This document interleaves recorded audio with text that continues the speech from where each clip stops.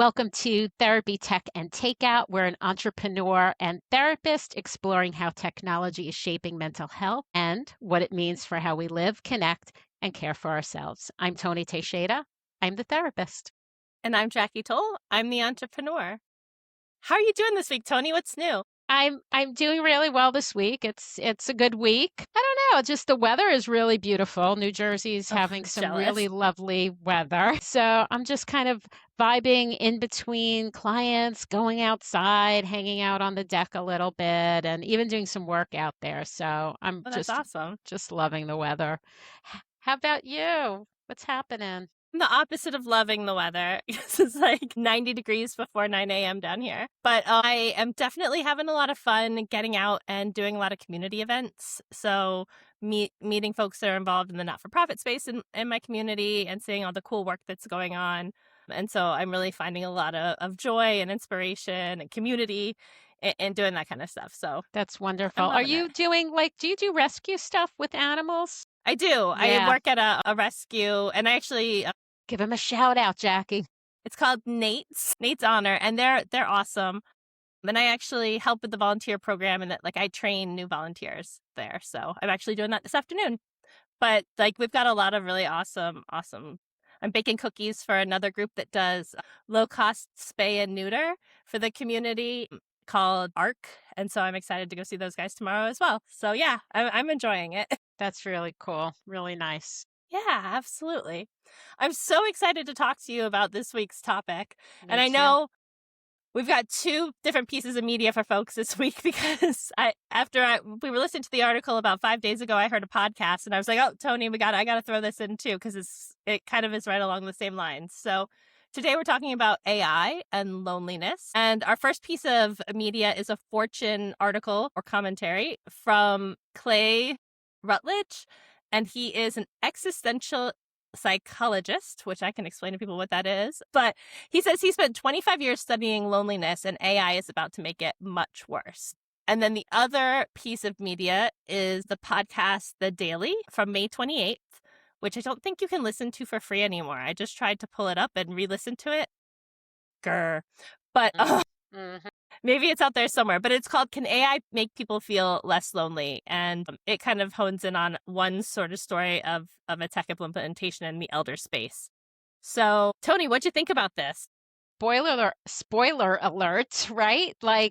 It doesn't help people feel less lonely. We'll just start right there. Shocking. Shocking news. What's interesting though is I think that Mark Zuckerberg and some of the other AI giants have been really trying to make an argument for AI helping people who are feeling lonely and feeling like more connected, to help them feel more connected. And it's really having the opposite effect on people. So, because what's really interesting about it is that it's not just about talking to or talking at someone. Because if you think about it, it's like, okay, you have access 24/7, Yeah. right? To be able to talk, uh, but it's not really to someone and it's not relational at Yeah. all. And I think one of the studies they did was looking at journaling or talking to College a students. person, right? College Yeah. students talking to a person versus journaling versus talking to a chatbot. And the journaling and the chatbot really were on the same kind of the data showed that those were very similar. Yeah. And the people who made the most improvement were the ones who were able to actually text with someone who was a live human being. So it Right. wasn't really the action of just giving information. I'm really careful, I notice, about the words that I'm using here because when I take the human out of it, I want to use a different word. I don't want to use the word That's so share, interesting. Yeah. right? So I keep pausing because I'm thinking about that. So when you're texting someone, you're sharing information versus kind of like talking at a Yeah. screen. For sure. Yeah, it's very different. What was your take about this? I found it so interesting. The thing that was a gut punch for me, and because I had read this article, like I said, and then as I was listening to that podcast and I was driving in for work and I was having these really mixed feelings because just to sort of summarize that real quick for folks, It's about a woman who is in her like 80s, and she got this device, trying to think of the name of it, but it kind of looked like a lamp, and it was like an AI powered companion sort of thing. And at first she didn't like it, and then she started interacting with it more. And then like when the power went out, like she almost got like panicked because like her companion wasn't there. And it was one of those things as like it was a beautiful kind of story about watching this woman kind of like at least have some sort of companionship in her life.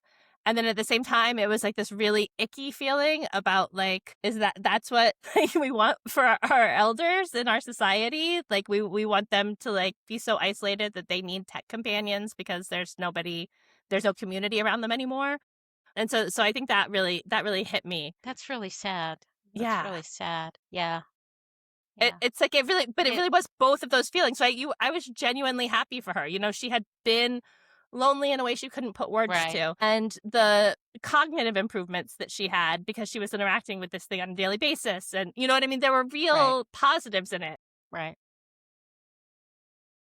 So, what's really important though is to not think of AI maybe as a replacement for these relationships. It certainly can supplement Yeah. relationships, but for it to be the sole, kind of way people are going to communicate, it takes away a really basic need, and that's belongingness. And the Yeah. article talked about that, right? So when we're like it's an evolutionary need to belong, because 100%. if we were born and we didn't have anyone to take care of us, we would die, right? Right. Little babies that are helpless. So that basic need for belongingness is really just wired. And the belongingness has to do with reciprocity in relationships. I'll tell you a little story, something that happened to me, and how I learned this personally in a relationship, in a friendship.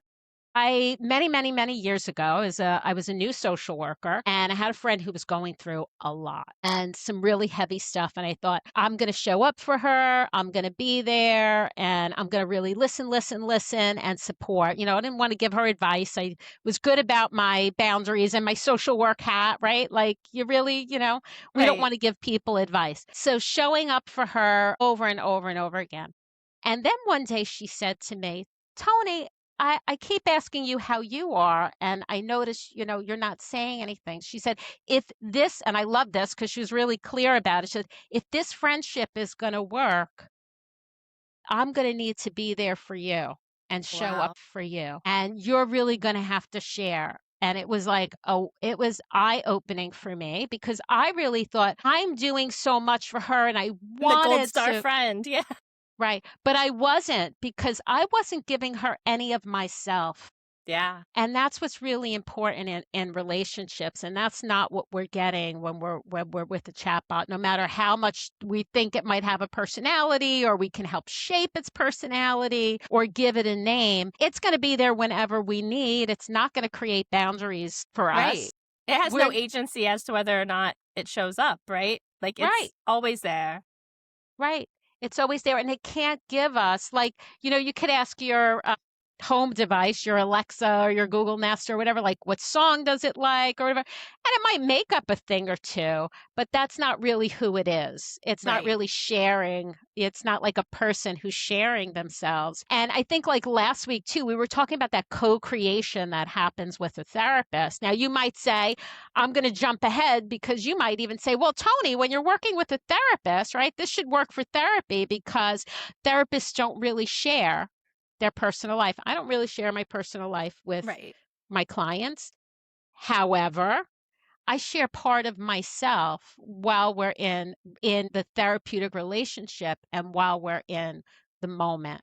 And there's important stuff that's going on, including I might feel feelings that are coming up based on what my client's saying. And I'm going to want to share that with them, because my being able to be impacted by them is important information for their nervous system. When, by the way, sometimes I do, depending on the information, I might share something that's kind of a little personal, because it's related to something that's important in the communication and where that client's at. And I might think it's like, just something that can be good information for them so they're not feeling so alone, to For normalize sure. certain things. And a chatbot can't do that as a therapist, and it can't do that as a friend. Yeah, no, I think that's such a beautiful example of kind of that difference, right? Of like showing up. I think it was so interesting because of Clay. In his article, he said his research on nostalgia, which is that bittersweet longing for the past, revealed something surprising. The memories people return to most powerfully are almost never about personal achievement.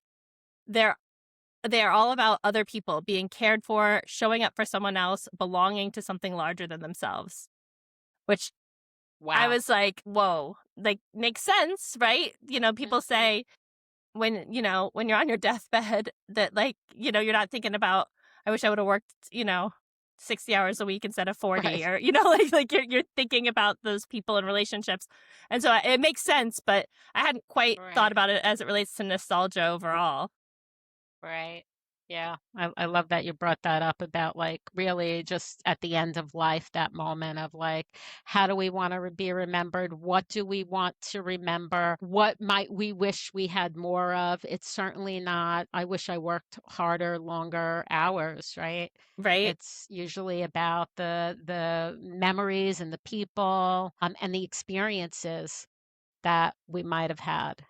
I like a long time ago stopped buying myself stuff, and I like to have experiences. I like Yeah. vacations and to go places. And even when my kids were little, holidays, when they got to a certain stage, they had so many, you know, All the stuff. toys, all the stuff. And we did like a lot of Broadway plays that would be like Oh, gifts that's for them. cool. And we would Yeah. go as a family. And that's connection and memories about what we did together.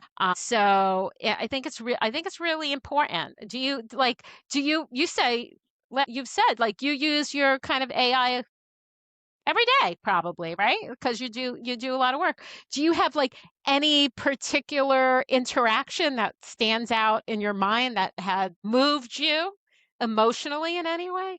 No. No.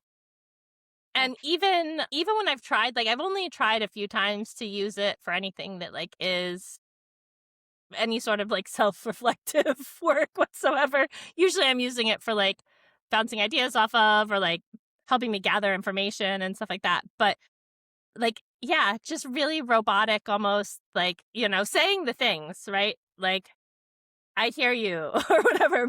But yeah, it felt really hollow and never really stuck.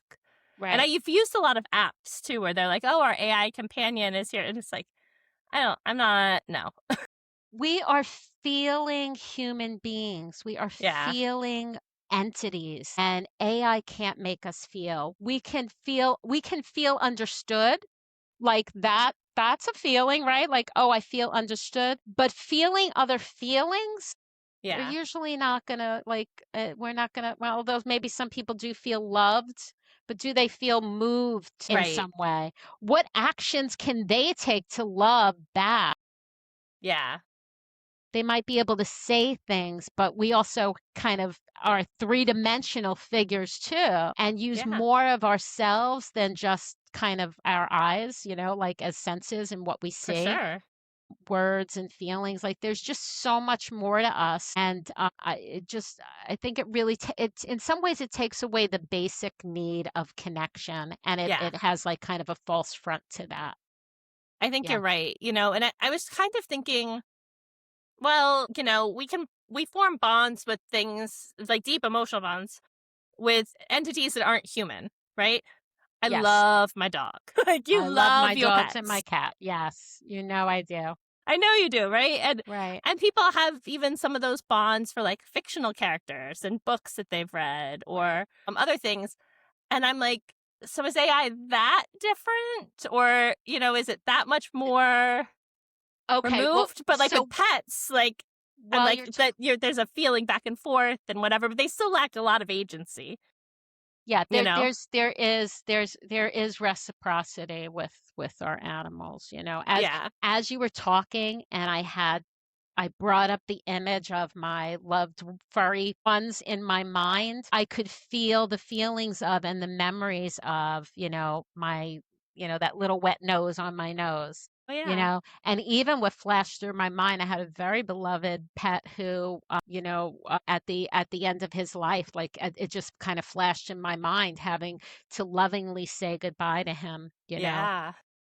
So I had like all of those moments just kind of flash through as we're talking about them, and could feel some of those feelings come up. I don't think we get the same kind of thing that happens. Like when I asked you earlier about what do you remember that moved you when you sat down and you talked to your AI, even when you were looking for self-reflection.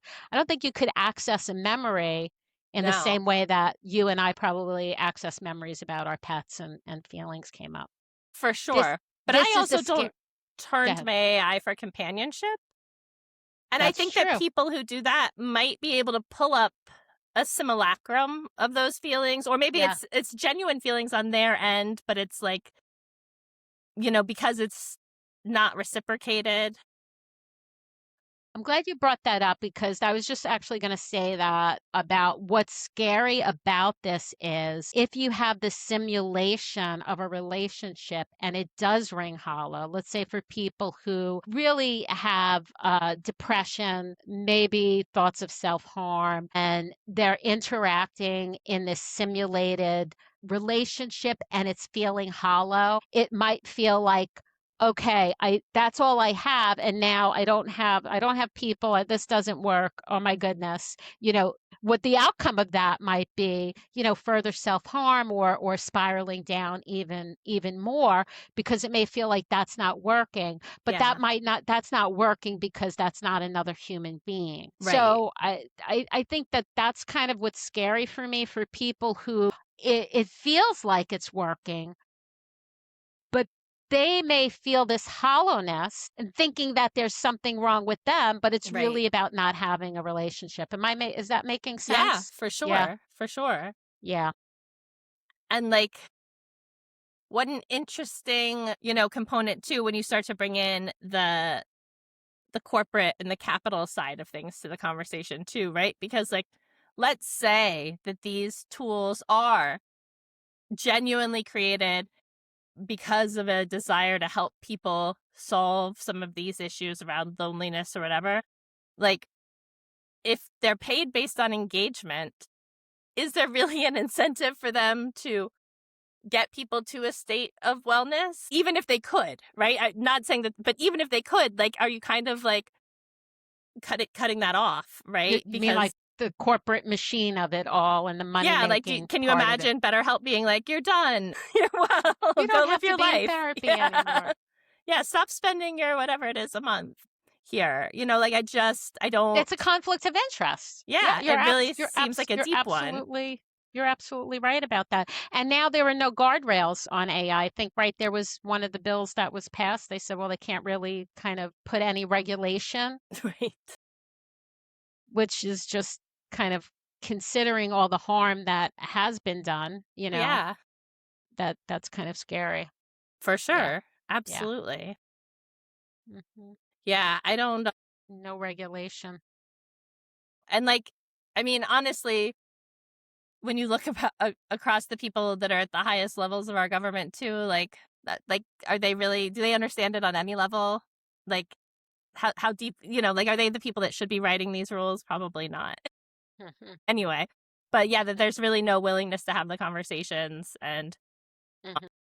the other thing I found just this week when I was looking around, which is slightly off topic but wild, was this idea of all these people that are protesting data centers in their area. Right. And have you seen these posts on social media that's like a big Yes. field and it's like mode to say like not 1 inch of this, whatever. But all those images are made by AI.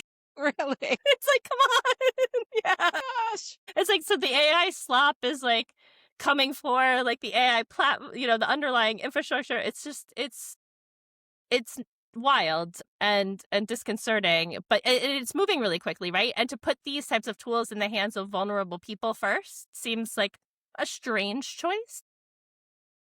Yeah, actually that's what they said. Like the number one use right now is for chatbots like companions in therapy. Yeah. Right.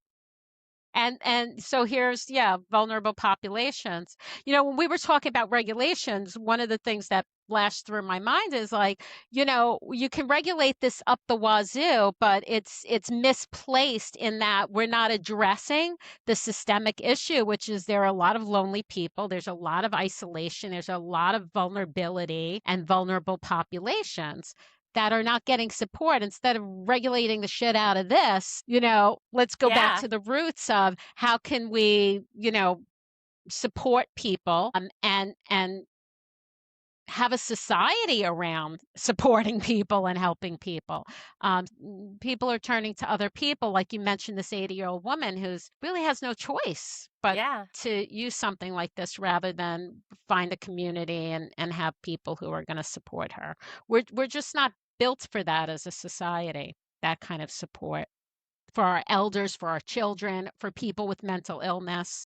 But it seems to me like if you could have an AI robot in your house to be friends with, that could also perhaps connect you with the 85 other elderly people that have those robots and let you have human conversations. So it's not, maybe it's 80% robot and 20% human, Yeah. but you know what I mean? Like, I think that Right. again, but there's not the motivation to do that, right? Because then that could take you off the platform. Right. Right. Well, and they're using, and the thing that I think is like kind of the I don't know what word I'm looking for, but what they do is they train these chatbots, the therapy chatbots and like the friend chatbots on what people actually say, but they're not really people. It's like kind of this Right. false thing that's going on, false security about like, talking to another person. It's so lifelike, Right. But but just not not really quite. real life. Yeah. Yeah, you're not quite there. It's kind of cool though. Like I was just thinking when you're talking about that too, like you can call someone from your Alexa. Right. It's like So, there's a way that technology could integrate human connection, yes, can like, actually and connect leverage it real and connect people. people and build community, but instead it's, again, I think it's because of like the motivations, right? Mhm. Like, it's about isolating us. Like, that's what technology really, if you look, in my opinion, has done, right? It's really segmented a lot of people into like smaller and smaller groups. It's like made it where people like feel super jealous of like other people's lifestyles and stuff Yeah. because they're only seeing the good parts. It hasn't it hasn't lived up to the promise, but it really could, just by making those simple, you want to talk to somebody? Here's Fred. Like, he's also up and wants to talk to somebody, like whatever. Yeah. Mhm. And like actually building some meaningful communications. And again, I think there were great things that this thing did. Like, it checked on her 6 times a day, and it, like I said, helped with the cognitive function stuff, and like did things that, augment that. But I think it's just not a replacement for it. Mhm. And it's really sad if we think of it as one, and it's really gross that we would push that on the vulnerable folks first, in my opinion. Well said. And I think I think you really just summed it up. It's not a replacement, and it's really scary to think about what if we treat it as a replacement, what it can do to the most vulnerable populations. Yeah. Yeah. Yeah. Good takeaway. Well, what a interesting topic. Hey, I know I mentioned it at the top, but did you want to hear that definition of existential psychologist? Psychologists, yes. Yeah. So, existential psychologists generally guide clients through the four ultimate concerns of life, and they're real fun ones: death, freedom, isolation, and meaninglessness. I feel like you could say some of those in a nicer way, maybe, but maybe I'm part of the problem. Shouldn't existential psychologists be part of the development of something Yeah, that is about the addressing these people things. and Yeah, like addressing these things, because these are really deep big things, especially isolation for in our sure. society. I mean, like kind of loneliness. The whole point of this article was about helping people who are feeling lonely, right? Yeah, So why do we not have the players involved? Why is, this is where like you and me come together, right? Like why do we talk about this? Because if you're doing technology to help people, you right. need to have mental health professionals on board Yeah, to create something help that's guide actually something. useful and not Absolutely. harmful, right? 100%. But or do they have Who knows? I mental mean, health professionals who are doing this, or are they just like harnessed, yeah. Oh, bring him in for let's this. record your sessions, Yeah, or yeah. yeah, not like at on the ground floor of figuring it out. Look, you figured out in 2 minutes. You're like, oh, this would be really good. Like we can connect, like do kind of a match. Right. Like Fred connect needs people. somebody and Mary needs Right. someone. Let's get them to talk to each And it's like, other. well, how do we deal with trolls? Well, you stop matching that person with people for a while. Like, hey, you really said some offensive stuff. Right. Well, there's You get a the timeout. moderators. So, like, if Yeah. you go on, like, there's a lot of boards for like domestic violence, people with sexual assault, and there's usually a moderator and a lag time, so people can go on and talk and get support.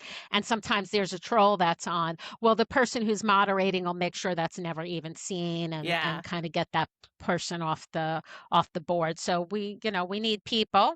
Right. An AI can do that. Yeah. They could probably monitor the board and like kind of check for that language and kick people off who, Yeah. are inappropriate.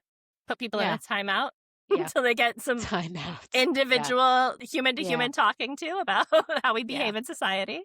Yeah. Yeah. I think it's really interesting. I'm curious, do you get any of those ads since you're closer to the New York area for that service that'll come clean your house for free? No. Creepy What as well all get out.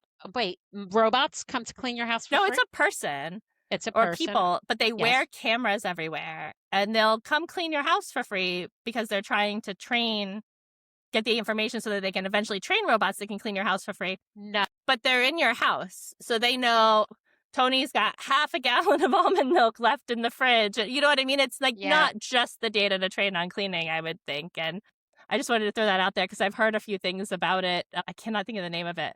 But New York, I think, was their target first market that they launched in. Yeah. And I just want to warn people, it might be great I would love to have somebody come clean my house for free. Right. But all the data that they're gathering about you that isn't just going to be used to help people clean their houses might not be worth the trade-off. So Yeah. Yeah. You're talking about, yeah, privacy issues. We give some of that up when we're kind of used to create yeah, some of this technology. It's like 100%. it goes hand in hand. Yeah, and to be fair, if we would have started with the house cleaning robots, I might have been more willing. But like that we've started with like therapy for vulnerable populations and my house Yeah. still I have to clean, like no thank you. Isn't this interesting though? We could probably talk about this for hours. I won't go on and on about it, but we live in a society, or we live in, a democracy that is built on this principle of individual rights and privacy concerns and needs. And this is running rampant right? Through our society, where we're really, a lot of the privacy is taken away from us. So it's really curious how that happened. Not surprised that it's probably connected to corporations and big bucks and money and all of that stuff, and how that can even change how For sure. we look at privacy, because companies are making money. Well, think about like when you were a kid. And again, like I just didn't see a whole lot of things where you were like waving away your right to privacy. Whereas now you probably get 3 or 4 a day. Where it's like, click on this, and you're like, oh, Right. And in small print, just the act of clicking on it takes that away, and now you have a cookie on your browser, and they're Yeah, pulling information, or you're agreeing to something that you didn't really right. think of, No, yeah. right? Yeah. As part of, They've worn us down doing research in graduate school, and institutional review boards. I mean, it's a very serious world of for doing sure. research and really giving informed consent. I mean, and I work with clients all the time, and we discuss consent and what they're consenting to, and using telehealth platforms, and what are the risks and benefits of that. But we click on things all day long and don't even really think about it, and there are risks. Yep. Yeah. Yeah. So yeah, shake this one off, Toni. We'll shake this one off this week, but it definitely gave me a lot to think about, Jackie. I'm really For appreciative sure. of this topic. Yeah, very interesting stuff.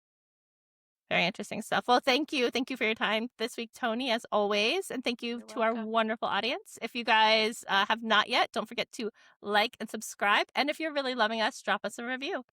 We will see you all next week. Take care. Thanks. Bye. Bye-bye.